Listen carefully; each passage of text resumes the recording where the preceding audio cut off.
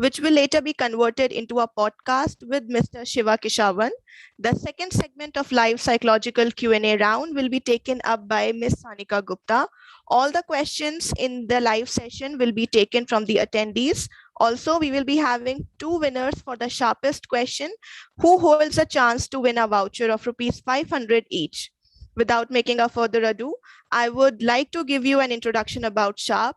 SHARP stands for School Health Annual Report Program. It's pan-India non-governmental health organization and working for over 22 years in the field of holistic development and healthcare of students and children. So here I start the first segment with Mr. Shiva Keshavan. Our introduction before we start with him. Mr. Shiva Keshavan is a six-time Olympian and the first Indian representative to compete in Luge at the Winter Olympic Games. He set a new Asian speed record at 134.3 km per hour after beating the previous record of 131.9 km per hour and won a gold medal in the 2011 Asian Luge Cup at Nagano in Japan.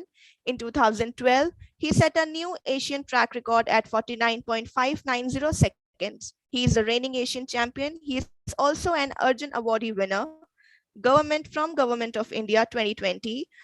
He's also a first winter sport athlete to win the award. We are glad to have you, sir, on the platform. We welcome you. Thank you. Thank you so much for having me and all the great work you're doing for our children, our future. Looking forward to interact with all of you. Great, sir. So, sir, let's start with the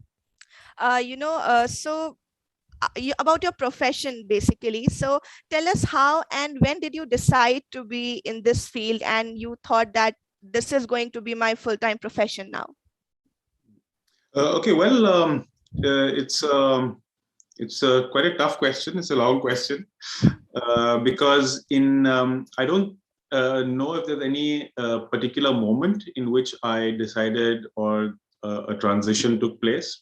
When I was younger, and this is something that maybe can be useful for a lot of parents and young children taking part in sport. My parents and my school allowed me to take part in a range of disciplines. So I did not specialize until I got to, let's say, above 14 years of age. Before that, I competed in a range of sports. Because your body is still developing, you don't know what the child's true interests may be. Maybe a child is doing something because of friends, doing something else because of pressure. So the real, let's say, interests come out over time, and the same thing happened with me. I enjoyed a host of sports, and it allowed me to develop also my body in a all-round, let's say, manner. And then from there on, you can start from once you're 14 onwards.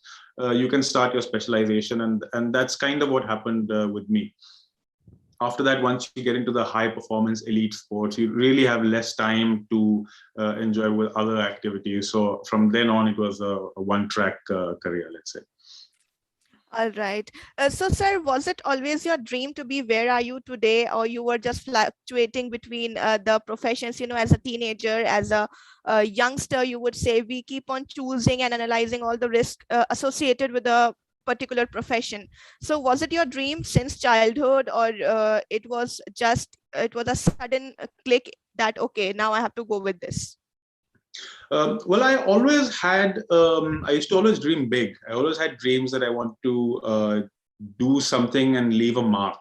I was very, very inspired by historical figures, Mahatma Gandhi, Mother Teresa, people who started with such, humble backgrounds, but made an impact and their name is still known. So I always had this thing that I wanted to do something. I don't know whether it was exactly because I wanted to prove myself or what was the reason behind this. But I always had big plans, and then although I didn't have a specific goal in mind, and of course money or fame or things like that were not my focus, but I wanted to make an impact on society. And when I was able to take up winter sports, and much later, of course, I realized that, I had the potential to reach a certain level. But it was all about improving the world around me. So I was born in the Himalayas. It was a small village. We didn't have any resources. So how to make that better, and how to represent it proudly, and show the world that, even though we come from a remote area, we are as good as everybody else, and we can be better. So that was the kind of inspiration behind my journey, rather than a pre-planned thing. All right. Okay. So having said that about inspirations, so any person, any model in the sports Olympic, any from sports, I'm sorry, you look up to, or has inspired you to be in the sports, in the field you are in? Absolutely. I mean, initially when I started off, we had a lack of sport role models in India. Of course, Leander Pace was one of the first ones who won the first individual Olympic medal in Atlanta in '96. That was the time that I started, and so it's not a coincidence that it was the same year, because these achievements, they make younger generation dream bigger, and want to emulate and achieve and surpass. So Leander definitely, in 2008 when Abhinav won the gold, that was a huge boost for the entire country, for myself as well. So I always respect people who I know that are facing so many difficulties and are still reaching that goal. I don't really follow much of the how would you say it, entertainment kind of, people have role models for entertainment figures and things like that. I don't really follow that.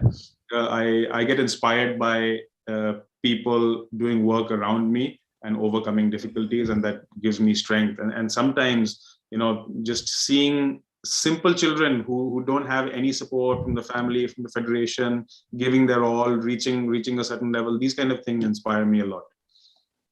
Wonderful. All right, sir. So as we have been leading a series of psychological health or mental health for months now, so we have been continuously talking about it. So how, according to you personally, mental health is important? Well, mental health is extremely important. It's so important specifically because you don't so easily see the signs when there's an issue. When we're physically hurt, it's visible, so it's easier for us to make amends. Whereas mental health, sometimes it can be hidden, and if it's not tackled immediately, it can fester and it can become worse over time. And we know that adults carry psychological scars of so many things from their childhood, and which limits the development of the person. So mental health is extremely important topic, and sport is very much connected with this, because sport is not just an opportunity to make a good career, to become a star. Sports builds your character and builds your ability to cope with mental pressures, and that is a very, very important aspect why parents should encourage their children to get in touch with sports, to be competitive, because we live in a competitive world, and we need to know how to bring the best out of ourselves at the same time, without feeling, let's say, let down by failures, and while respecting the other, our competitors, our neighbors, our friends. So this is what sports tries to bring, a framework in which we can have a healthy form of competition, we can improve ourselves, but with respect and with brotherhood. And this is why I think sport is so important, and I encourage everybody to to be part of this. That's a lovely view, sir. Also, I wanted to know, sir, being a sport person, your mental health becomes equally important as your physical health.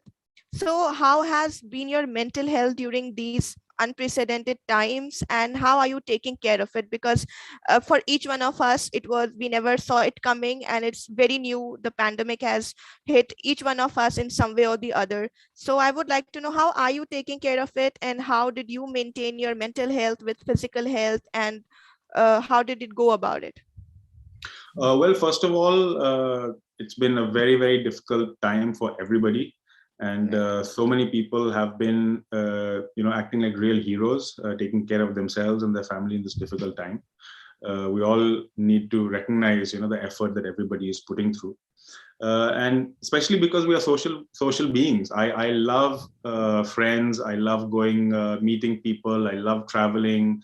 Sports allowed me to have so many friends around the world. And everything changed, in a matter of a few weeks, a month. So I found a lot of benefit in doing sport activity, because sport activity releases certain chemicals in your body which makes you feel good hormones, endorphins, all things that help you cope with mental struggles, and give you it's no surprise that they say healthy mind in a healthy body, because that's the way it works. And also of course, I had a lot of learnings from this pandemic. It was very difficult for me as well. But the way I approached it was that before the pandemic, we are all so busy in our lives that you don't think of the other things that we are missing out on. And during the pandemic, even though I was confined initially for 6 months during that first lockdown at home, I realized that I've never spent so much time at home in my life, because I've always been traveling, training. So, it gave me time to spend some time with my family. I don't know when I will see my parents again for such a long time in the future. So, I made the best of that. I consolidated my ties with my neighbors, my friends, people who we could interact with during that time. So I tried to kind of not change the things that I don't have a control over, but concentrate on the things that you can change and you can make a difference to. So I tried to enjoy what I was doing during that time, and I found that it was a good opportunity also, and not all the harm comes for bad reasons. Right. So, sir, as we see sports, for us regular beings who are not professionally pursuing sports, it's like, okay, they're just playing, they're having a good time, right? It's just they're playing and achieving so much. So we have a different, many of us have a different, vision of looking at when we see a sports person on screen. We do not see the work which is done behind the cameras, or behind the achievements, the hard work, the failures, the learnings. So sports is also about a lot of discipline, focus, and of course a lot of hard work is put into, and practice as well. So do you think these set of behavior impact your lifestyle in general, and what would you tell us on this? Well, of course, sport is a lot more than just playing a game and having fun. That is a very important part of sport. And especially for children, it teaches you social skills. It allows you to enjoy. They are very important aspects of sport. But sport ingrains a lot of qualities in children. We already talked about the ability to interact with others, the understanding that with effort you get reward. So you have to work hard for whatever you want to achieve. And in fact, there is a philosophy of life based around Olympics and sport. If you have time for our viewers, I'd encourage you to look it up, to check it out. It's called Olympism. Olympism is a philosophy of life, okay, and it is based on the joy found in effort. If you're dedicating yourself to something, you will find joy in it, and that builds a better society because we are proud of what we do. So it's based on the joy found in effort.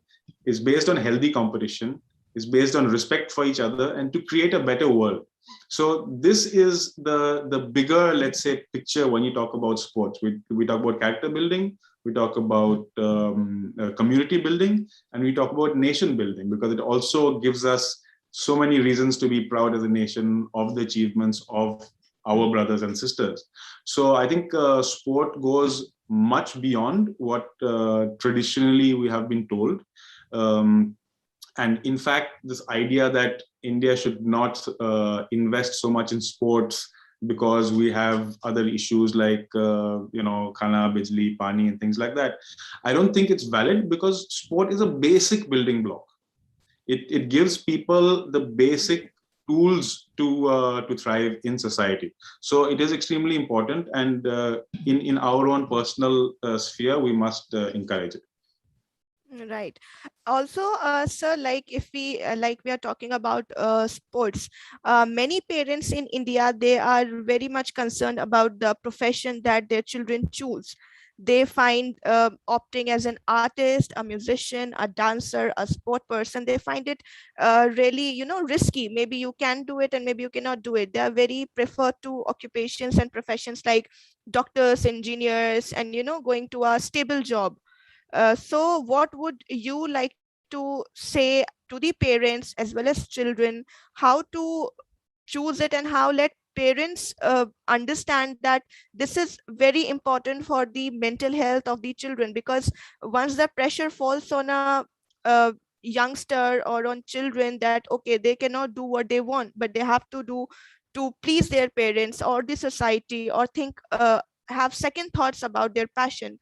So a lot of us, we have seen, are facing these dilemmas while choosing the profession, and they end up choosing the things which they do not want to, the occupation and professions they do not want to. So what would you say on this? Well, of course, we have, our society is set up in a certain way, and Right. often children follow in the footsteps of their parents, their role models.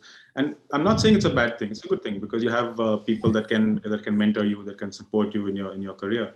Mhm. But it's important also to know what all opportunities are out there, and make your decisions based on your likes and dislikes, because in everything you do in life, no matter what profession you choose, there are tough moments. Okay, and if you Right. like a profession, you will think that it's worth the sacrifice. You will always have to make sacrifices. So if you are emotionally invested in your career, you will make sacrifices to further your career. Whereas if you're not emotionally invested in it, you will not put that much at stake, and so your chances of success are less. Also, keep in mind that the world is changing, and the amount of professions that are available are multiplying, exponentially. In that setup, if all of us want to become doctors, and there are a lot of doctors and engineers, for example, in India, there's a lot of competition. So it is Right. not guaranteed that your son or daughter will succeed just because you are choosing a traditional career.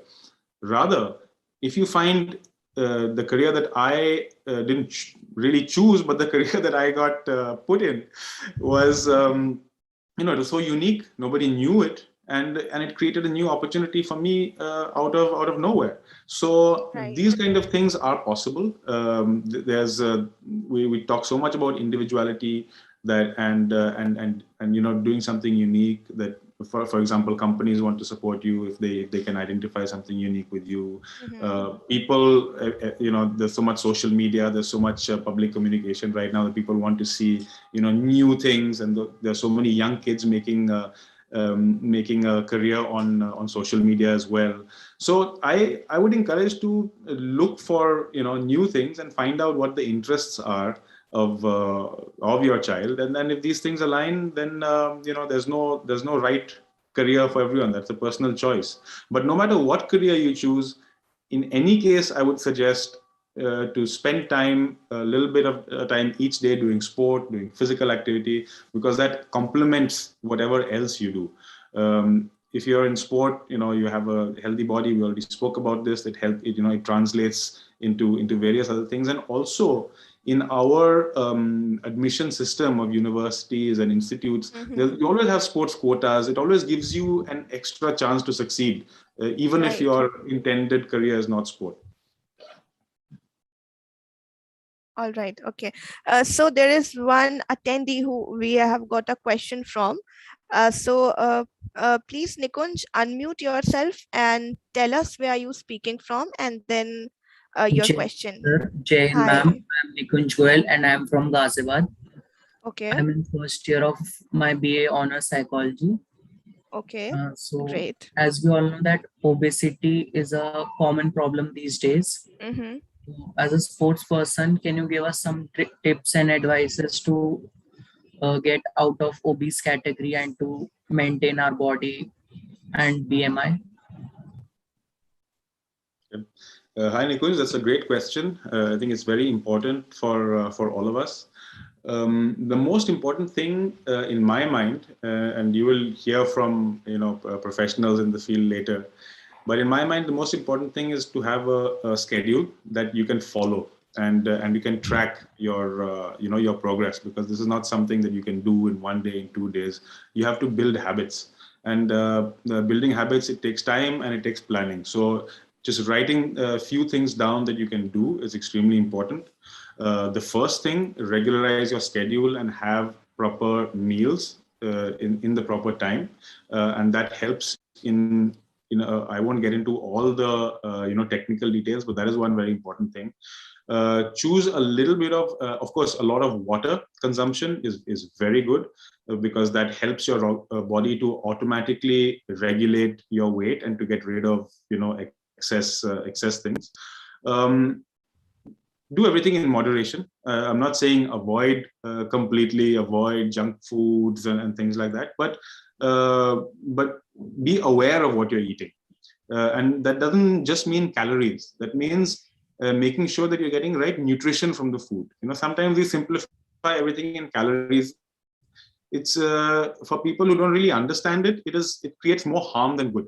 We need to have nutritious food. So eat as varied, as mixed things as possible, and have a balanced diet. A little bit of everything is all I'm saying. And then if you dedicate, let's say, even an hour a day, if you already are overweight, you just need to dedicate an hour a day for an aerobic exercise that keeps your heart rate, let's say, above 130, above 140 beats per minute. That will help you to increase your circulation, increase your body metabolism, and get the benefits of the new lifestyle that you're leading. So it's very simple. We're not aiming to get Olympic gold medals. We're just aiming to have feel good with ourselves and have a healthy body, and that should be enough, I think. And of course, do seek out nutritionists, do seek out professionals, because everyone has unique conditions, and sometimes what I may be saying, it may not be valid for you if you're afflicted by any condition. So it's always good to take a professional view and to do some tests. I hope that answers the question. Thank you so much, Nikunj.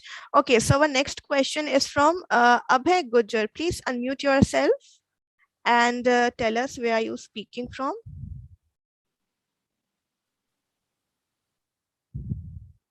Abhay, am I audible to you? All right. So another question is from Hari Priya. She says, how to overcome past and move to a healthier life? How to overcome the past? And move on to a healthier life. Okay. Sometimes you just have... Sorry. Okay. Yes, please. Sometimes it's just about starting. Even when you have to go for a long journey, it always starts of opening the door and getting out of your house. So that is the philosophy that I think, rather than theorizing, you should do, and you should try it. And these kind of things have a way to get you hooked, because it makes you feel good about yourself once you are seeing the results and seeing your body improve. And it's not even getting tired, even sweating. It's a very enjoyable experience. So don't be scared of trying something new. There's nothing to lose. You don't have to exaggerate. Just the important thing is to listen to your body and take it one step at a time, and just test yourself. And there's absolutely nothing to lose. Nobody's going to judge you. So just do it for yourself. Okay, respect yourself and just do it for yourself. Okay, that wonderfully answered. All right, sir. So I would also take into consideration the female or participation in sports. So how would I would like to hear some inspiring words from you, so that the women who wants to be in these sports and are not able to take them up because of the health conditions. I would also like to specifically put attention to the rural sector because of malnutrition, because of lack of healthy conditions, services. So there are a lot of uh, healthy they are not leading a healthy, or you can say a marginalized health, so that they can come up and lead to some professional sports. And there are many, if we talk about urban sector also, there are many girls who are not taken into sports. They hesitate to come forward, they hesitate to participate because of lack of society, you can say, permissions, you can say.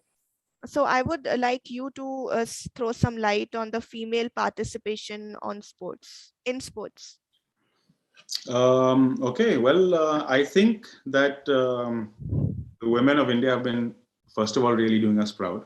Because if you look Definitely. at the achievements of our women at the Right. Olympics and international events, it overshadows what men have been doing. And if you consider that all of our setup has been to facilitate men, and despite all of that, women have come up and given such a proof of their prowess. It's incredible, and it needs to be lauded. And I think it needs to be used as a means to reach out to a lot more women in our country who need who need support. You spoke about things like access to basic facilities, nutrition, food. So if women are getting, let's say, more and more involved in sport programs, there always will be, I think, somebody who's looking at the nutrition part of it and making sure that athletes are getting the right nutrition, because that is the base for to be successful in sports. And the more attention goes towards these things, the more we are able to address these problems. So, health is one. Women face a lot of other problems, social problems, Right. especially in rural India, trying to pick up careers, which many times they're not considered for. But if you just take an example of the women in Haryana, which is supposed to be one of, let's say, the most regressive spots in our country for women policies and just the general acceptance in society, and you see how women from Haryana have been performing. So there is I think that it shows, for me, this is my reading, that there is a will for women to go out and show what they are capable of after being, let's say, given second preference for such a long time. And this is the time of women. And even internationally, there are so many more opportunities coming up for women because of the inclusion movement. This is the time for women to take advantage of it, and and go out there, not Right. just in India but on a global level, to make a difference. Okay, wonderfully answered, sir. Okay, so this is going to be my last question for you. So we all know that, and we all have been seeing as well, that it's really important to be in the right shape, both physically and mentally. So to survive the competitive areas of sports, because there are hundreds of others who are trying hard enough to reach the top. So what do you believe that has helped you rise to the position where are you today? And what the light you would throw to the youngsters, because to motivate them about whatever profession they are into, and whatever conditions they are into amid pandemic and in general?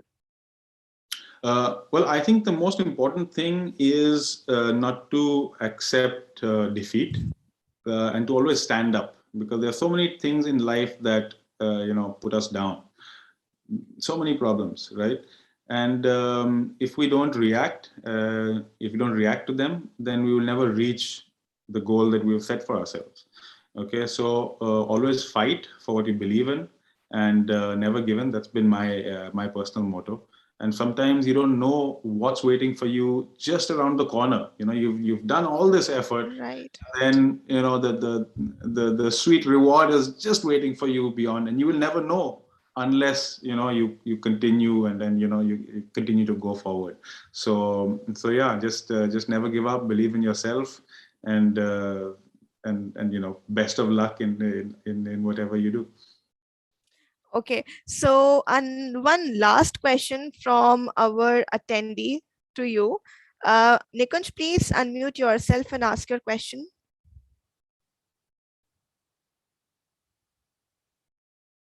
All right, so let me read out. What Shiva sir do for mental health fitness? Is it yoga?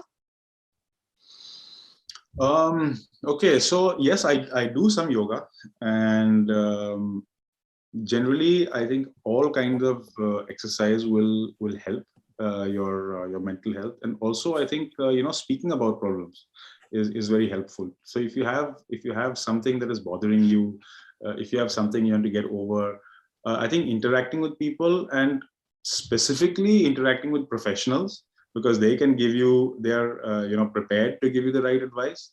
That is extremely important. There's a lot of stigma about mental health that we can't talk about it, because it was not considered real for such a long time. Well, now we know it is real. So now speak about it and look for professional help. That is, I think, the only way, the right way to go about it. And if before reaching that stage, just generally be open, create a support system around you of family, friends, peers, because in each situation you will have different problems that you can speak to those people. So you're not alone. You always have people out there. Many people have the same experiences as you. So don't be shy, and just get it out of your system. Right. Okay, so we have 2-3 more questions coming up from attendees. We will be glad if you can take them.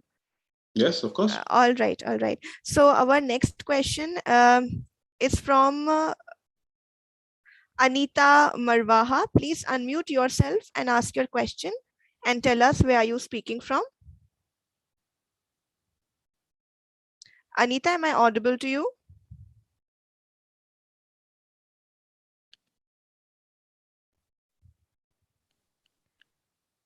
Anita, am I audible to you? All right. Our another question is from Mr. Satyam. Satyam, please unmute yourself and tell us where are you speaking from.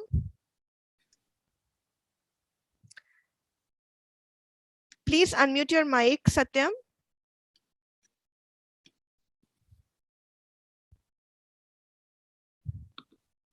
Okay, let me read out his question. He asked how to achieve this stage and what what was the difficulty in area this shows. I did not quite understand the question. But okay, so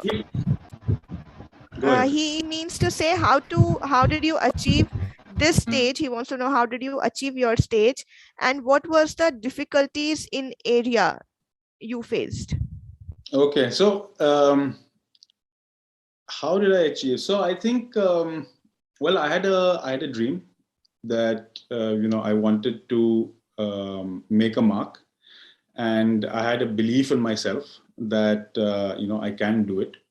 Because when I started sports, we used to just watch sports on TV, and all these people who used to watch, they used to look like gods, idols. Like when you see somebody on TV, you think that, okay, this is untouchable. I can never reach to this level. But when you actually test yourself, and when you actually, मैदान में आप जाते हो, when you go in the field, and you see that these are all human beings, they're exactly the same as all of us.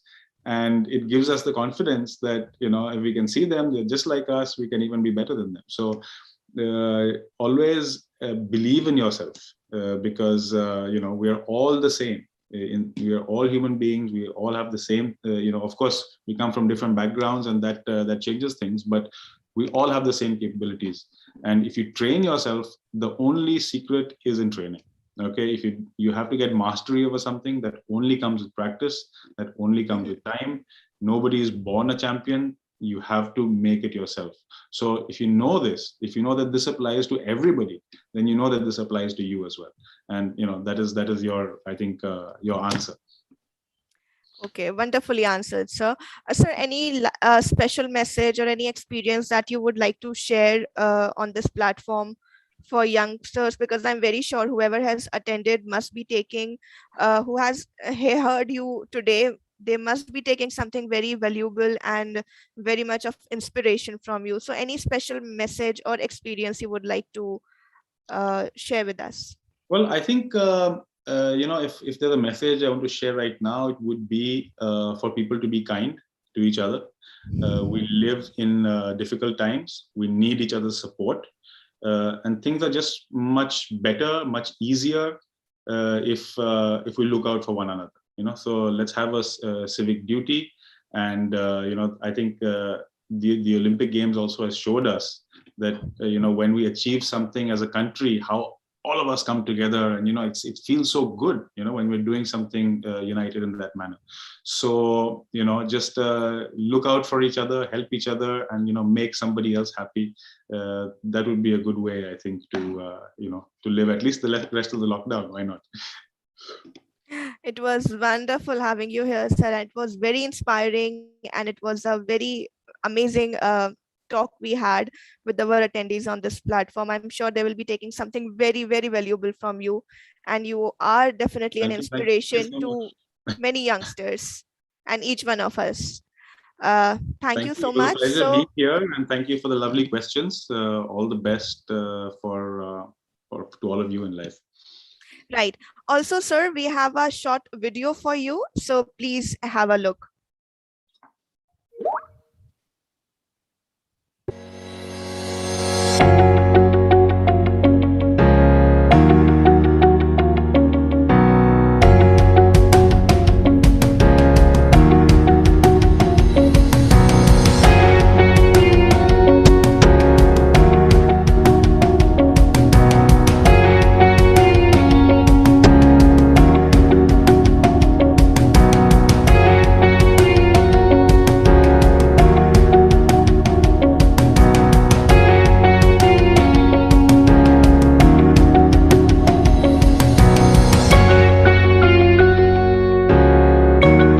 On it, that felt great. I felt that there are so many people who actually support me. I didn't realize it, and so I felt that I belonged to something bigger.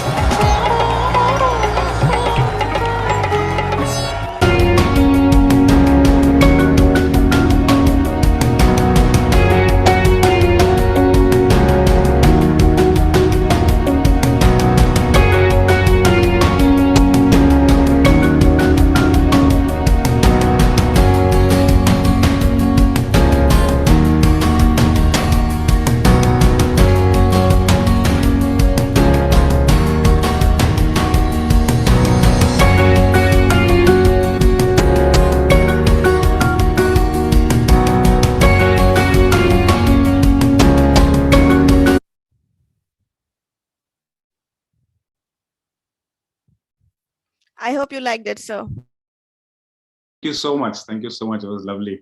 I was really honored. Really, really glad to have you here, sir. Thank you so much.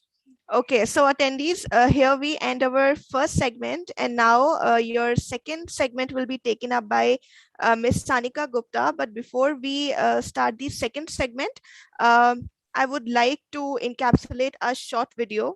Sharp NGO over 21 years is striving the best to improve, maintain, and promote health by reaching out to students and communities all over the country. Here's a short video encapsulating our work on different health interventions, which covers awareness, guidance, and efforts towards better prevention and relief amid COVID-19. Also educating students through activities and joining hands with different stakeholders to build a health promoting school and communities. When the pandemic hit the country last year, we streamlined all our efforts towards fighting the pandemic and we preserving physical and mental health of our fellow communities. Through liaising with government stakeholders, international universities, mobilizing communities, organizing large-scale donation drives, and promoting behavior change, we help the government flattening the curve. So while we go through the video, I request all the attendees to please post the questions in the Q&A box.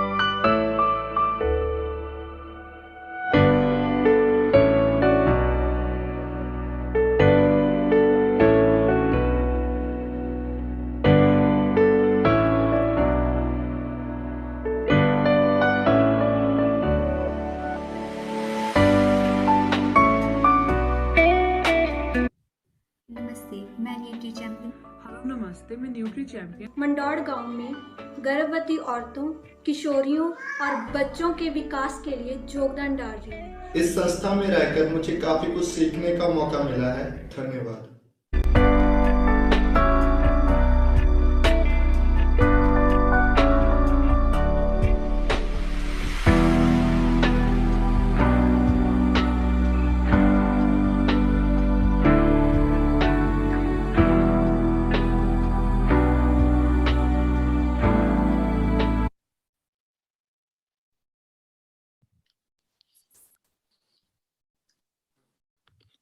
All right, over to you, Sanika. We can start the next segment.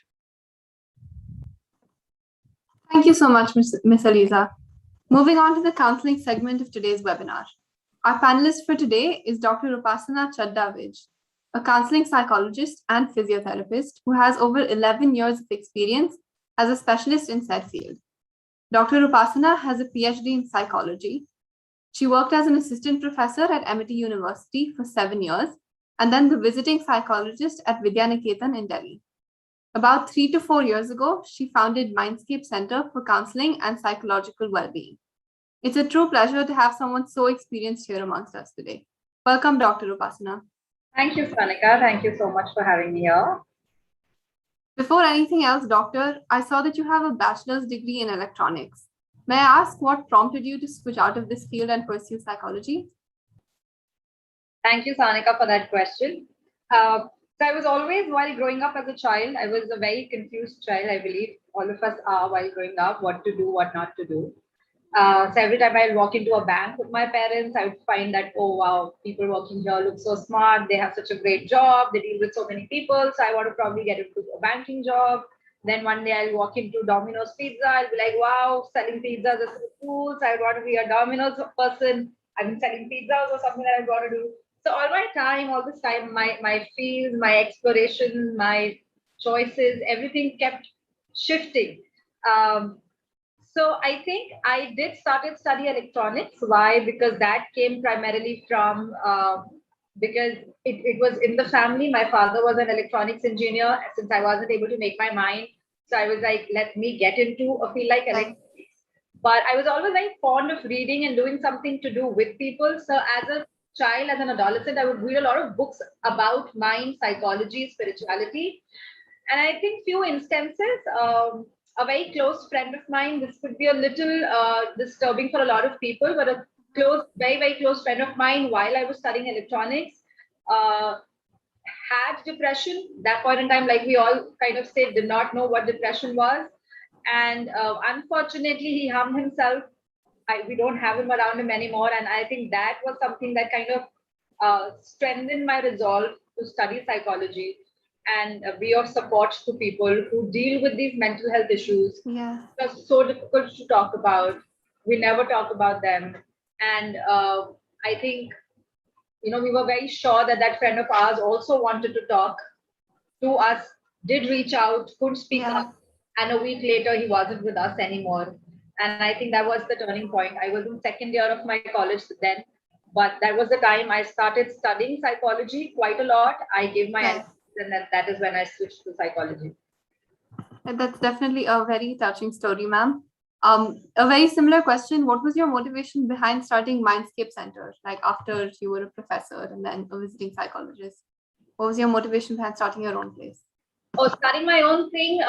So I was teaching, like you had just introduced. I was teaching. I was in, and my teaching also used to give me a lot of joy because there also I used to be able to get in touch with students of all different disciplines, wherein we could talk about behavioral sciences, and Amity also used to provide such classes. So I did had an opportunity rather than teaching psychology to touch upon these students.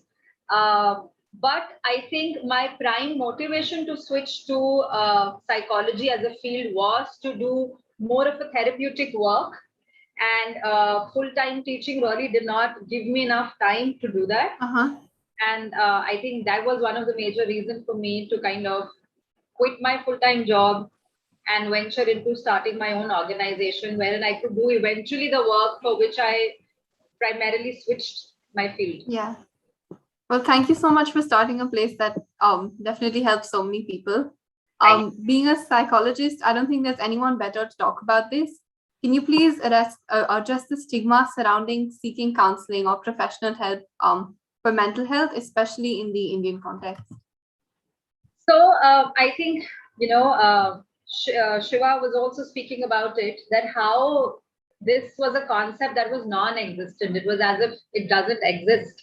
Yeah. There is something that is mental health. There is something that is depression. That is something that if you're not feeling right, thinking right, it can wreak havoc on your day-to-day life.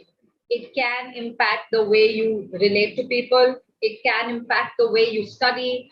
It can impact a lot of things. Yeah.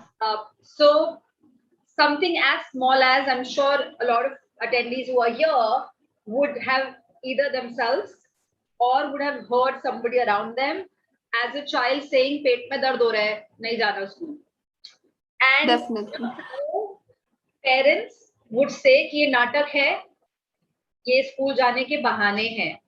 Now, if I will very honestly talk about it, people do feel that, or they do, fake being sick if they want to avoid a situation. Yeah. But avoidance aata kis liye hai? Why is this avoidance really in place also? Is because this avoidance is coming from something which is known as anxiety. Anxiety of facing people, anxiety of going and giving an exam, anxiety कि उस दिन presentation है, anxiety कि homework अच्छे से नहीं करा है, anxiety that आज ऐसी teacher का class है who had probably, for some reason seems or appears to be very strict and I will not be able to handle her. Yeah. Those anxiety that's there actually does, manifest in form of physical issues as well. And having an upset stomach, having nausea, feeling like vomiting, a fast heart rate, ये सब बहुत common symptom है anxiety के. So as a child, अगर actually exam के पहले उल्टी आती है या स्कूल जाने के टाइम पर कभी बहुत पेट में दर्द हो रहा है, we've got to reconsider that can be actual anxiety. And I understand that there is this fear that we don't need to avoid because they'll keep intensifying, but it's not as if somebody is faking it. तो बहुत हम लोगों को as a child बहुत बार dismiss कर दिया गया था कि पेट वेट में कोई दर्द नहीं है, ये सिर्फ नाटक है. But very, very honest, that child as a little boy or a girl was experiencing anxiety, which doesn't have a very, outwardly symptom. पेट में दर्द है कोई कैसे बता पाएगा? नहीं बता पाएगा. So that's only something that you'll feel on your own. There's no diagnosis, there's no blood test for any mental health issue, unfortunately. तो वो सब रिपोर्ट करने से पता चलता है. And that's why I think there's so much of stigma around it. And I think what has happened in this past over a decade that I've been in this field, I find that this stigma has, started to reduce. Abhi bhi bahut hai, but there is so much of conversation about it in the Definitely. People talking about it. So many people, Bollywood celebrities. We've seen so many people in the Olympics talking about it. Their participation, so that they can take care of their mental health over, being in that pressure of performing. So things are improving. People are talking, recognizing, which is a great, great change. Definitely. On the webinar today, we have health ambassadors from all around India, most of whom are above grade 10. So this is a time definitely grade 10 onwards where stress and pressure really starts to paramount. What are 2 or 3 important tips that you would give students in this demographic? You're asking tips for students above grade 8 and 10 with their stressors? Yeah, definitely. Okay. So if you're talking about, I'm sure with adolescents, there's a lot of turmoil that's going on in their own lives at that time. Yeah. So we are going through puberty. We are going through a lot of changes in terms of our social sense of self. That's a very important phase of our life. We're in trying to understand who we are as people. That's when we start questioning. Are we a reflection of our parents? Are we what our friends are? Are we what our teachers ask us to be? Are we what we are studying in books? Or are we, how we are attracted to people around us? So that is the time of your life where you're forming your identity, where you're trying to understand who you are as a person. So there's a lot of turmoil that's going around, trying to understand. You're no longer a kid. You're no longer an adult. You're not yet an adult. So there's a very thin line between who you have to be. So certainly stress of doing well in exams, certainly stress of how do you manage things and issues and conflicts with parents, stress of how to maintain friendships. It's so important to have a good sense of belongingness with this, circle of friends that you're a part of. That's the time wherein people start finding a lot of attraction toward people around them. So, a build-up of romantic relationships, their first romantic relationship, first crushes, whether they work out, they don't work out. That's the time all of it is going on. So I think first things first, what's important to, and this is so much, while I'm talking about it, is so overwhelming, that I'm sure day-to-day life will become very, very overwhelming. So it's extremely important that we are able to streamline our thoughts. We are able to understand and put label to our thoughts by putting words to them. It's important that we are able to label our emotions at that point in time, because all of this overwhelming feeling will give rise to a lot of emotions.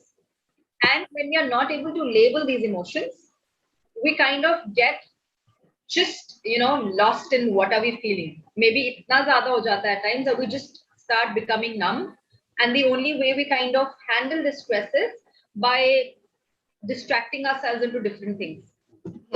Media dekh liya, Netflix and chill hi kar liya bas, और शायद कुछ भी नहीं करा. क्यों? क्योंकि इतनी सारी चीजों को resolve करने में बहुत दिक्कत है. And we can't resolve everything on our own.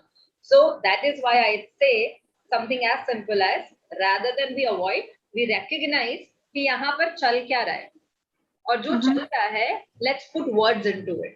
So I keep propagating this entire idea of दिन में जो चल रहा है, दिमाग में जो चल रहा है ना, put it into words, write it down on a piece of paper. Yeah. Take this as a habit to put your thoughts into words on a piece of paper. That's where you are kind of organizing your thoughts. That's where you kind of identify कि कहाँ मुश्किल है, किस चीज पे मैं क्या कर सकता हूँ या कर सकती हूँ, और किस चीज पे I just have to accept things the way they are not. So one of the basic tips that I give to people, because I feel everybody today is very, very smart in order to know what will work best in their life. Yeah. It's only when you're able to make sense of ki chal kya raha hai, can you find your own solutions also. So rather than getting overwhelmed with all of these aspects, it's important to put them down in writing.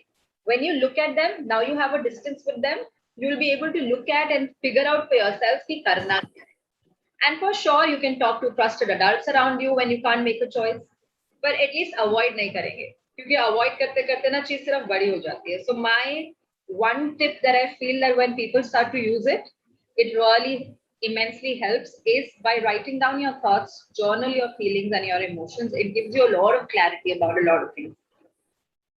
Thank you so much, ma'am. That's definitely something even I'm going to start doing, because I'm in the same age group and I related to a lot of the stuff you said. So writing down what I'm going through is definitely something I'm going to start doing as well. And I'm sure a lot of people on the call will benefit from the same.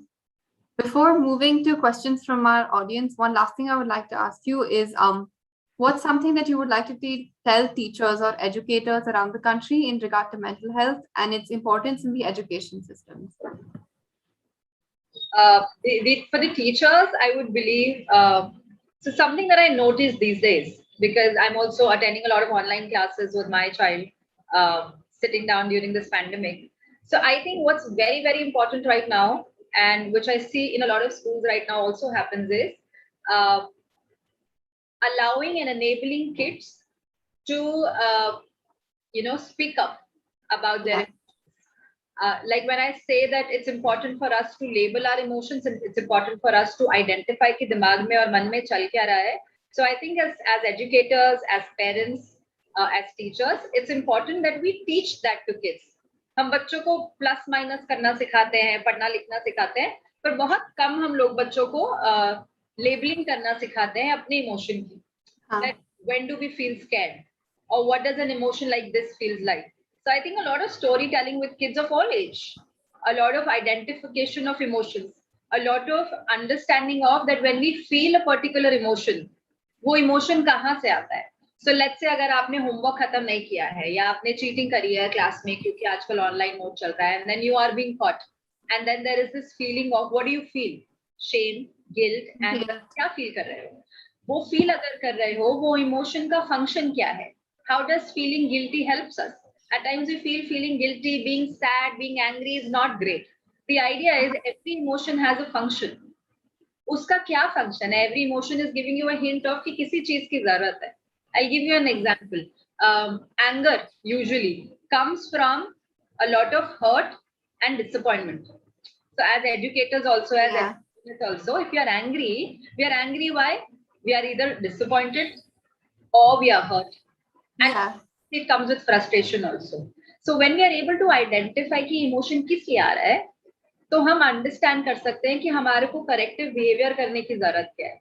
I think as educators and teachers, it's important that we all can invest into that, into understanding the functions of these emotions, such that you can allow the child to learn them, and you can also deal with the child in a better manner to understand कि उसको क्या करने की जरूरत है इस चीज में. अगर वो चीट कर रहा है तो मोटिव क्या है? चीट करने के बाद वो पकड़ा गया है, तो अगर वो शेम या गिल्ट में है, how do I help the child? So I think talking about this, talking about their worries, talking about their anxiety, as a teacher and understanding kids from their emotional capacity can help the educators understand their kids and their learning style in a better way. Definitely, definitely. Thank you so much, ma'am. Now we'll move on to questions from our audience. We have Mr. Probir Kumar here on the call. Could you please unmute and ask your question? Yeah, and is it possible for them to also kind of switch on their video? It'll be great if they can do that. Yeah, sure. Mr. Probir, are you here?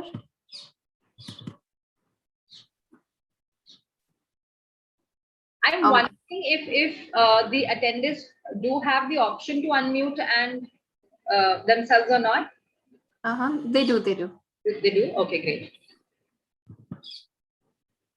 All right. Well, I'll just read out his question. Sure. He says, please describe ego and super ego during COVID situations, how to deal with it. Okay. So ego and super ego is a concept that's given by Sigmund Freud, who's known to be the father of psychoanalysis in the study of psychology. And you know how every theorists have given their own theory about a particular psychological concept, which might hold true, which might not hold true. So the study of psychology cannot be generalized to everybody. But now that you asked for this question, so what does this ego, super ego, and there's third component to it, it also means? So there are two parts of it, okay, of the question. So according to Sigmund Freud, a child and id, ego, super ego are components of personality.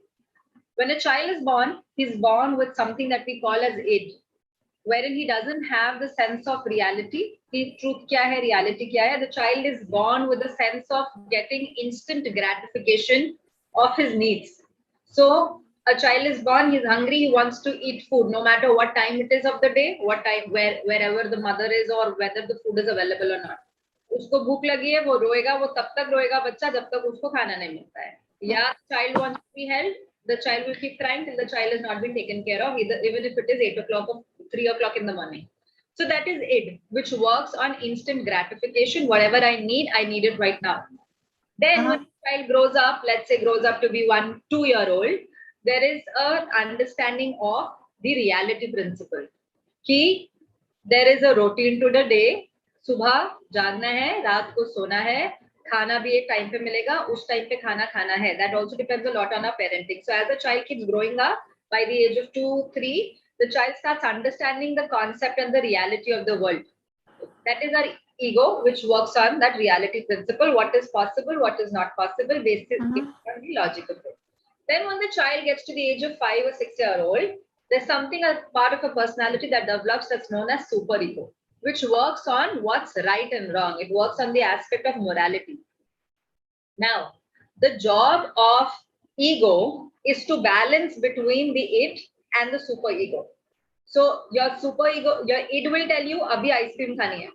Your super ego is going to tell you, nahi, abhi raat ko ice cream khayenge to cavity ho jayegi, like for a child. This work, खानी है कि नहीं खानी है, overly strict or moralistic होना है, या अपने pleasures में और needs में give in कर देना है, is the job of the id to do, or the ego to do, to balance the demands. दोनों extreme पे. I think the analogy of it can be very well understood, जहाँ पर हम वो good and bad part of our mind बनाते हैं ना.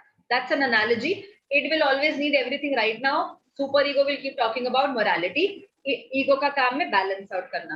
अब कोविड की सिचुएशन में ego and super ego, I think I've not really understood the question well, but the concept of id, ego, super ego is that if they can probably explain me the question a little bit more, कि what do they understand by कि Covid situation में ego and super ego कैसे काम कर रहा है, it'll be really great. But I think if the little what I can probably understand about the entire question could be super ego. So let's say talk like that. I think what I've understood a little bit is this, that a lot of times our COVID protocols and behaviors that we know of, right? And un protocols के हिसाब से बहुत बार जैसे a lot of people are experiencing this aspect of शादी हो रही है किसी की और हमको जाना है, अभी हम जाए नहीं जाए क्योंकि COVID है, right? And we don't know who all are going to come there. So एक आपका moral sense of being में अच्छा नहीं लगता है, जाना चाहिए, ठीक है? Your ego is going to tell you, according to the COVID norms, we're not supposed to go. Yeah. Right? So the balancing of what is something that you'll do morality ke basis pe and what is something that you'll do on the basis of facts, I think it's important right now during COVID to go with the facts, to go with what is objective right now versus, you know, going ahead with what your id or your super ego will want. So your id will want कि यार अब बस हो गया, let's go for a vacation. Your super ego is going to tell you बिल्कुल नहीं जाना, घर से बाहर ही नहीं जाना, अंदर रहना है. And I think your ego is going to tell you, okay, let's go out, but let's go out in an area which is less crowded, with all our COVID protocols, such that we are not also completely restricted in our homes. We can start our functionality a little bit, but let's not go at places wherein we pose risk to ourselves and to other people also. I hope that is what they were trying to understand, and I hope I've been able to understand the question and answer it also. Thank you so much, Dr. Upasana. Thank you, sir. Our next question is from Mr. C. Kumar Swami. Sir, if you could unmute and ask your question.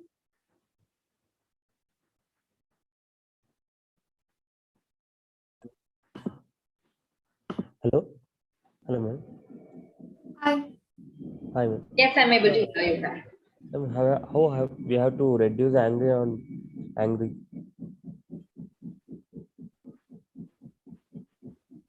Can't hear you. Can you please repeat your question, or if you can put your question on the chat here to hosts and panelists or to everyone? No, how we have to control our angry? I have to reduce my angry. You want to reduce your anger? Anger, yeah.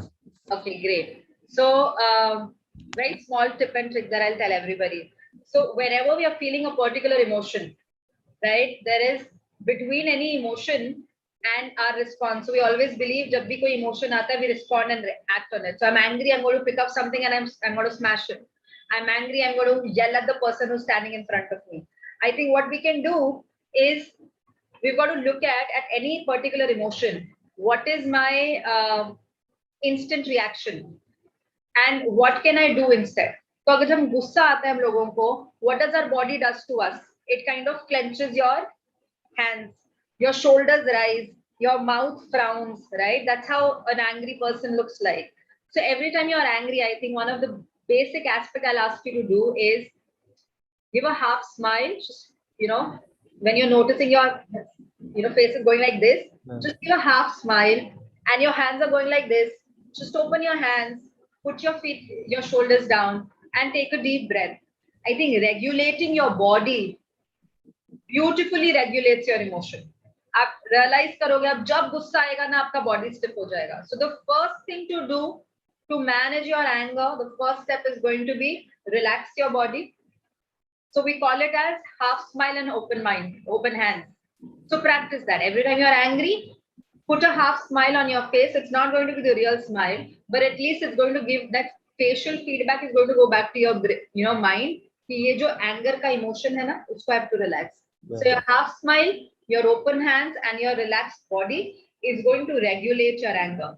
और जब आपको लग रहा है that you're getting very, very angry and you're going to smash or you're going to yell at the other person, also bodily step back a little. These bodily changes are going to reduce and calm you. It's going to be a very conscious attempt at that point in time. So now that you've asked about it, I'm sure that you feel that yes, you're angry, so you have that kind of an insight. So just try practicing doing this. And like I said a little while ago, anger will always come from some amount of frustration, of disappointment and hurt. Look into that at a long term. कि अगर मुझे इतना गुस्सा आता है, what is it that I'm hurt and disappointed with? What can I do about it? There's a lot that we can do at our own end also. But small trick only this, regulate your body with these basic 2-3 things that I asked you to do. Okay, thank you. You're welcome. Anybody else with a question? As a continuation to that, I would like to ask you, you talked about how you can instantaneously deal with anger, but sometimes how stress really paramounts and you feel like you've reached this brink where you can't take it anymore. Yeah. At that precise moment, how do you deal with those emotions? Because it can get very overwhelming, right? At that point in time, how do you deal with that extreme acute stress? I think allowing ourselves, so there's something that I call as distress tolerance. A lot of times we are not very, very perturbed with why we are sad, because at times stress is going to be a very natural response to how your body and how your mind is working. So let's say, you're doing a lot of your assignments, you have a lot of classes, abhi school mein bahut sare competitions chal rahe hain. So it is stressful. ऐसा तो है ही नहीं कि stressful नहीं है. You know how so even I know if you're in school right now, every Sunday there is a function right now. Independence Day था, फिर अभी राखी था, अभी जन्माष्टमी आएगा, फिर for kids UTs are going on, and there's too many assignments. So all of this is yes stressful. Apart from that, this is only one aspect of your life. So this stress, just knowing that this stress is there. On a daily basis, investing in your mental health is going to be very, very important. So what's troublesome for us is not the stress, but how we feel about being stressful is something that gives us a lot of difficulty understanding. So this overwhelming feeling, if you want to reduce it for yourself, it's important that on a daily basis, you're able to de-stress yourself. So on a daily basis, understanding that I am getting into a position in my life wherein I have no time, but I do take out 15-20 minutes on a daily basis wherein I do something that relaxes me. It could be listening to a song, and it could be dancing, it could be doing something for yourself, it could be connecting to your friend, it could be just going out in the park and for a jog. But wo roz ka roz karna hai. And I think, like I was saying, a lot of times, like I'm saying, a lot of work, you are going to be stressed. So we are not really bothered about being stressed, but we are stressed about why are we stressed? Itna kaam kyun hai karne ko? So I think what we have to handle is how we feel about being stressed. Ek hota hai na, kabhi you had a fight with a friend, and when you had a fight with your friend, you're too sad and you start to cry. तो रो रहे हो में दिक्कत नहीं है, मैं रो क्यों रही हूँ उसमें दिक्कत होती है. So the concept is that if you're hurt, a natural emotion is to cry. If you wanted something that did not happen, a natural emotion for it is being angry. So what's wrong is not why are you being angry. What's wrong is what we think about being angry, that, oh, why am I angry? I'm being a bad person. So we have to tackle that meta emotion versus tackling the emotion. Any emotion is, like I said, has a function. Uska koi function hai, usko kar loge, so you will be taken care of. We usually deal with why am I crying? You know how a lot of times people have a breakup and they're like, oh, why are you crying over a boy? Or why are you crying over a girl? So breakup hai, obviously you've invested in a relationship, didn't go forward, you got to feel bad about it. So you'll cry eventually. But why am I crying? That questioning is going to make you further perplexed and confused. Understood, ma'am. Also, could you address how much of like our thoughts and emotions, to what degree does it affect our physical disposition, right? Our physical health and like the bodily manifestations of it? Yes, absolutely. Very nice question, Sanika. We don't realize that how our emotions actually affects our physical body so much. But a lot of people have probably understood. So हमें बहुत ज़्यादा ना quick response नहीं दिखता है. But every time you're worried, every time you are stressed in life, your body also has a mechanism that gets triggered. And when that gets triggered, it stops your basic functionality. I'll give you a very small example. Koi bahar, you know, in your physical world, there's a danger. So you're driving a car, let's say, or a scooty, or for that matter, you're going in a car or an adult is driving for you. Samne speeding vehicle aa raha hota hai, and you're like, we're going to collide. So what do? Quickly, you put the brakes. Now what happens जब एकदम से break लगती है, तो एकदम से हम लोगों को धक धक हो रही होती है, something's happening, we have butterflies in our stomach, we feel this rush in our hands, we start feeling all flushed. वो क्या हुआ? आपकी बॉडी का एक nervous system का एक part है that got activated. Now it's got activated. What does it do? It quickly secretes a lot of blood from your liver, a lot of glucose from your liver to reach to your blood. A lot of sugar is going to do what? Your heart pumps quickly to reach all this blood to your limbs, ताकि आप जल्दी से या तो उस threatful situation में either you can run away or you can fight that situation, right? So fight or flight mechanism gets activated. वो जैसे ही आपने fight कर लिया या flight कर लिया, your parasympathetic nervous system gets activated, it cools down your body. अब दिक्कत क्या होती है with our emotions and with our anxieties and worries in the psychological world? There is no physical threat. The threat is perceived in our mind about a situation which is threatful to us. So that system gets activated. वो system जब activate हो जाता है ना, otherwise emergency situation physical में तो वो बंद हो जाता है, आपका normal functionality start हो जाता है. Psychological stress के साथ क्या होता है? There is no end point to it. And when there is no end point to it, your emergency system is always working, your normal system is stopped. तो क्या हो जाता है? A lot of people who have anxiety or worry have these bowel issues. Irritable bowel syndrome. तभी इतना पेट में दर्द होता है. A lot of people when they are anxious kind of keep going to the washroom quite a lot. So these physical manifestations keep happening. बहुत लोगों को lifestyle disorder क्यों कहते हैं? Stress की वजह से heart disorders बढ़ने लग जाते हैं. Because your heart starts pumping faster and faster every time you are stressed. क्योंकि naturally your body needs a lot of this thing, energy in your limbs to help you fight or flight, but कोई situation ही नहीं है लड़ने वाली, क्योंकि अभी situation तो threat तो दिमाग में है, right? So it starts manifesting. तो बहुत सारे ये disorders, asthma हो गया, आपके coronary heart disorders हो गए, irritable bowel syndromes हो गए, ये सब चीजें हम देखते हैं that they are attached so much to your mental health issues also. A lot of people talk about a lot of chronic pain disorders जिनका कोई organic cause नहीं मिलता है. That also is related to a lot of emotional stress. A lot of people, if any of the attendees are aware of anyone with an autoimmune disorder, they also notice and say कि उनको बहुत quickly दिखता है. Autoimmune disorders भी क्या है, आप ही का immune system आप ही को attack कर रहा है. So they realize every time they're stressed, their autoimmune conditions also flare up. तो किसी किसी को अगर eczema होता है और जब भी वो stressed होते हैं, उनका eczema जो skin lesions होते हैं, वो एकदम से बढ़ जाता है. So they are able to identify how their mental health automatically affects their physical health. So that is a very real connection between your physical health and your mental health, which people don't understand. पर वो इतना acute और इतना actually correlated है, understanding that is very important, and that is why investing in your mental health becomes extremely important. कि आप खुश रहें, आप positive रहें, आप अपने emotions को regulate कर सके. जरूरी नहीं है हमेशा खुश रहना है. Regulation of your emotion is very, very important. Right. So in like the regulation of emotions, I think a very common practice is meditation, right? What would you say about it? How effective is it? How important is it?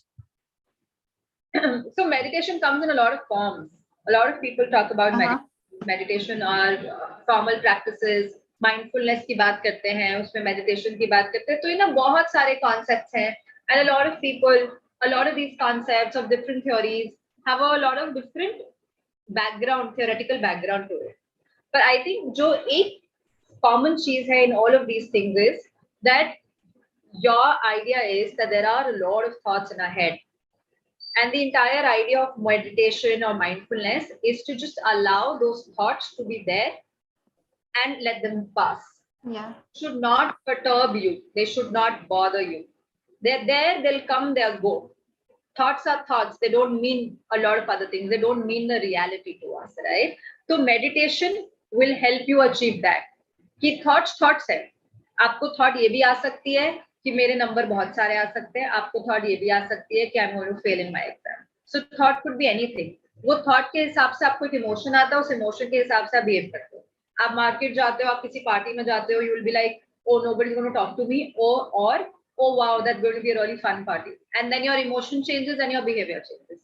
So meditation allows you to consider a thought as a thought and let it pass. You don't buy that thought. You observe it and you let it go. So different forms of meditations talk about different aspects, but I think the only idea behind it is कि वो आपको एक वो stillness और वो एक calmness लाता है आपके mind में कि कुछ भी आ जाए दिमाग में, it doesn't perturbs you, it doesn't, pulls you or pushes you to act. So that is why it is a concept which is extremely important because it keeps you grounded. It doesn't take you to the past, it takes you to the present. It keeps you very, very grounded in the present, and you realize that abhi to sab theek hai. There's no need to probably be very, very bothered about a lot of things. Right. So I think, like you said, that we should take out like 10-15 minutes to do stuff that relaxes us. Meditation would also probably fall under that bucket. Absolutely. Another question I had is that, when you're going through extreme emotions, a lot of us get very self-critical, right? Ki ye to choti si baat hai, I shouldn't feel sad about this. Yeah. Or, why am I feeling so angry? Why am I feeling so much anger towards that person? There's a lot of self-judgment, and then that leads to a lot of self-deprecation, right? So how does one deal with that? So like you very rightly pointed out, Sanika, very, very important, crucial thing. A lot has to do with our own self-talk. हम क्या बात कर रहे हैं अपने आप से. So changing that negative self-talk very, very consciously. So this is everything is so interlinked. So when you get into this idea of meditation and when you kind of start practicing this and you start observing your thoughts, can you start acknowledging this little voice in your head that's constantly on, which for a lot of panel attendees, if I ask you to think about your inner thought right now, it's on even right now. And it's always judging and evaluating anything and everything around you. So I'm sure right now for a lot of attendees, what you're doing, your self-talk is talking along with while I'm talking. What she's saying, is she making sense? Oh, I relate to this. Oh, what she's saying is not great. Oh, why is she moving her hand so much?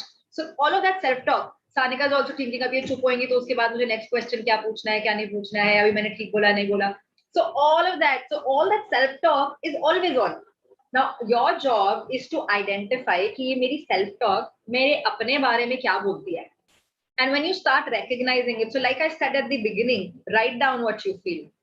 What you'll write down is going to be your self-talk only. And when you do your self-talk, when you recognize your self-talk, when you take out those 15 minutes during the day to meditate and to observe your self-talk, can you change it into a positive one? तो मुझे इतनी सी चीज के बारे में इतना ज्यादा सोचने की क्या जरूरत है? Like Sanika gave an example that, oh, why am I getting so bothered about this thing? So when you kind of identify that, oh, why am I getting bothered about it? What does it mean about me? It means that am I being too sensitive? So sensitive होने का मतलब क्या है? That I'm not great. So who says being sensitive means great? Being sensitive means that yes, you're sensitive. You're able to identify more things. So rationalizing, we kind of judge too much, and we don't rationalize the aspects that we all are different. We all can be sensitive. We all can feel bad at times. It is something which is very natural. Now, if we felt bad, what do? Either I stick with it, or I felt very bad. I understand that it was not probably personal. इंसान का mood खराब हो सकता है. That teacher might not have been in a very great position, or I would have made a mistake. I can correct it.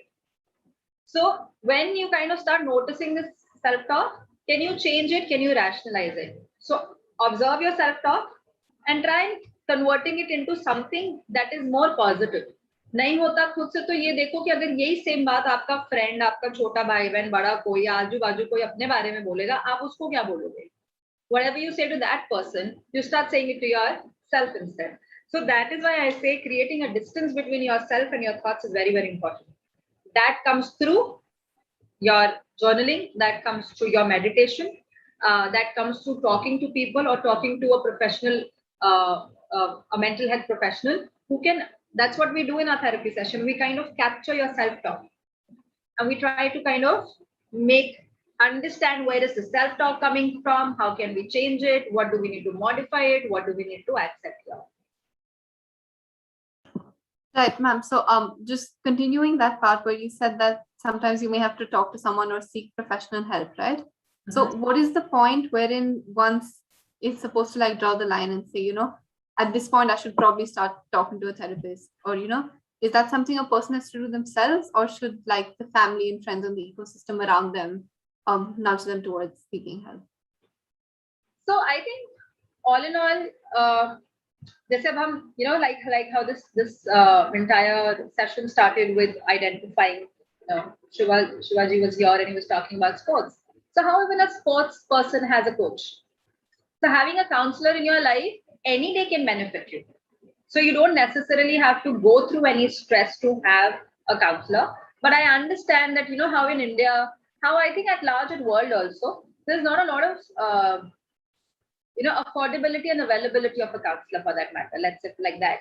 Even in schools, I remember when I was in school, for most of my school life, there was no counselor at all. It was only when I reached class 12, was there a counselor who came in, and obviously nobody ever went to her. I mean, few people did because they started realizing that, oh, there's somebody whom we can go and talk to, right? But imagine you're already 16, 17 by then. So even today, I feel we have counselors, but very limited in school as compared to the number of teachers that are around. So I feel that if your schools provide you with a counselor, I think वहाँ पर भी बहुत सारे बच्चे counselor को approach नहीं करते हैं अपने school के counselors को भी, with a lot of stigma attached. So I feel at any point in time, it's never a bad idea if you have those counselors available around you, that you just once in a while go and just be with them, talk to them about yourself, about your struggles, about your difficulties. You'll understand a lot more about yourself. And anytime if you feel, to be very honest, when you ask me कि कब professional help की जरूरत है actually, एक तो ये wellness point of view से मैंने बताया that take care of yourself and always probably look around if you have a counselor available, just go visit them. Otherwise, anytime that you see that you're so stressed that you've started to see changes in the way you function, in your relationships, in your academic or your occupational life, in your professional or personal life, अगर आपकी functionality में दिक्कत आ रही है अब because of your emotions, because of your worry, because of your moods, that's the time that you absolutely will need medical help, professional help, and you should go ahead and visit a psychologist, a clinical psychologist, or a psychiatrist who prescribes medications. But therapy usually is also very, very beneficial when there are instances of mild to moderate depression or anxiety. Right, that's definitely something we all will keep in mind. Talking about like the present situation, what are some of the effects that you have seen because you're in the field of the pandemic and the lockdown on people? How has that generally affected both teenagers and their adult demographic? So for teenagers, I've seen there's a lot of loneliness that's come up for them.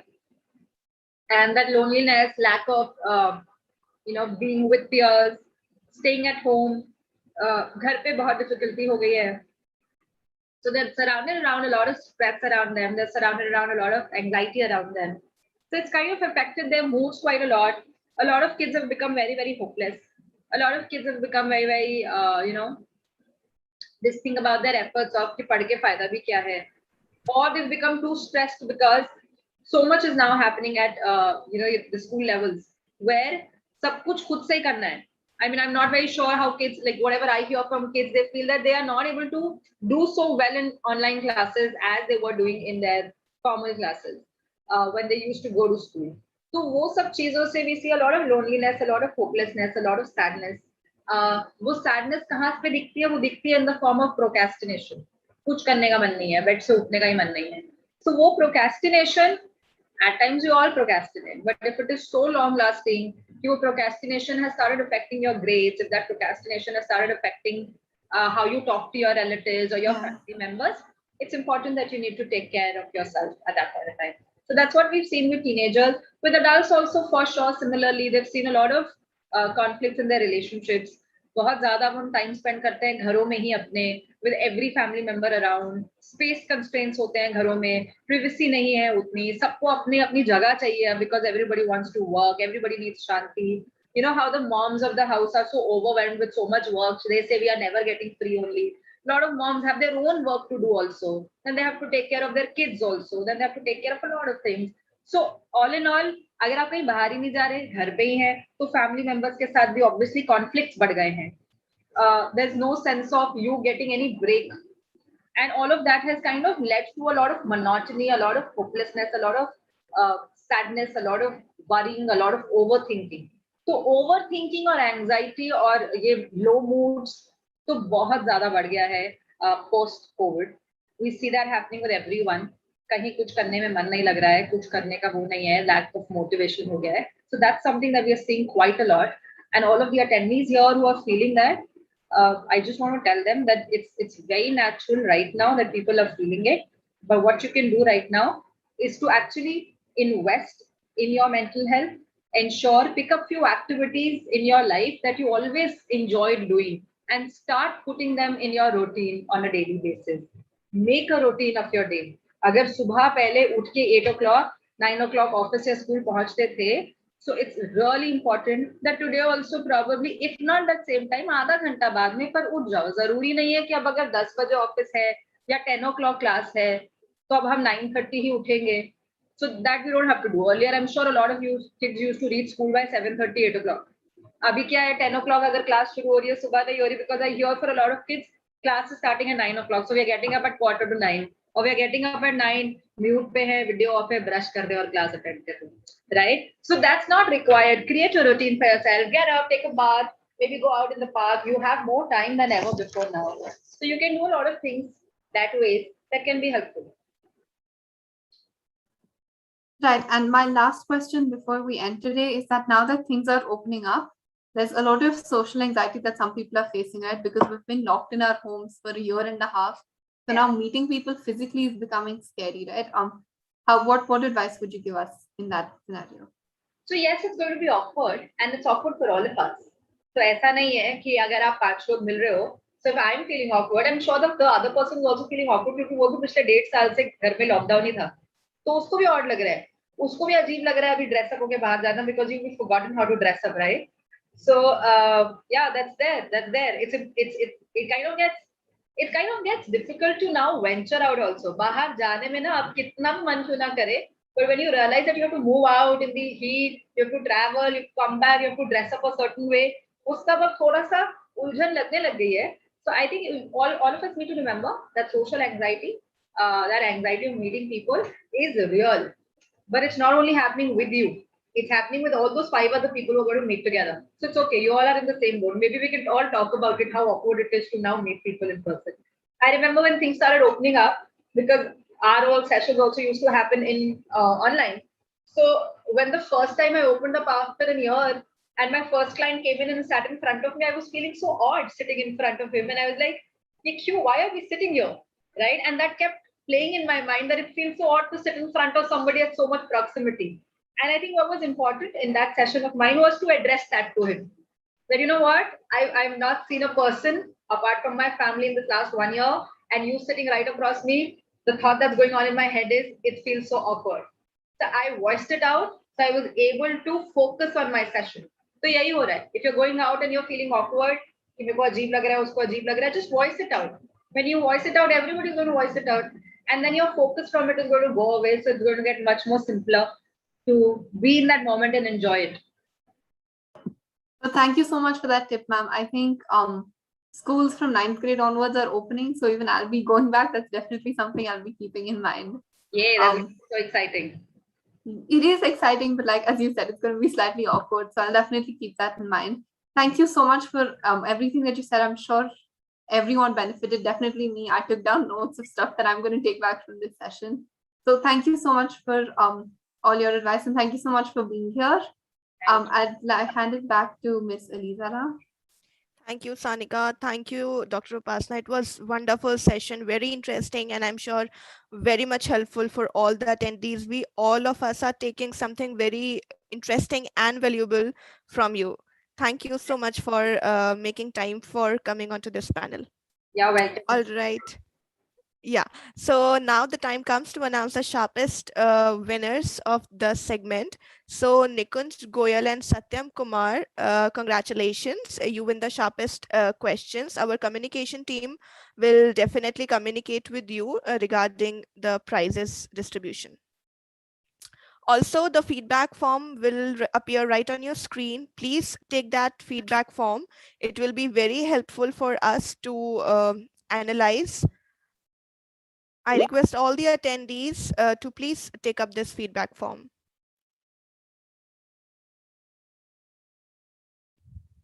Certificates to all the participants will be emailed within 2 days after the webinar. If you do not receive it, please also check your spam box. If you find our webinar interesting, please subscribe for our latest updates of our upcoming webinars, and for other interesting information, visit our website www.schoolindia.org.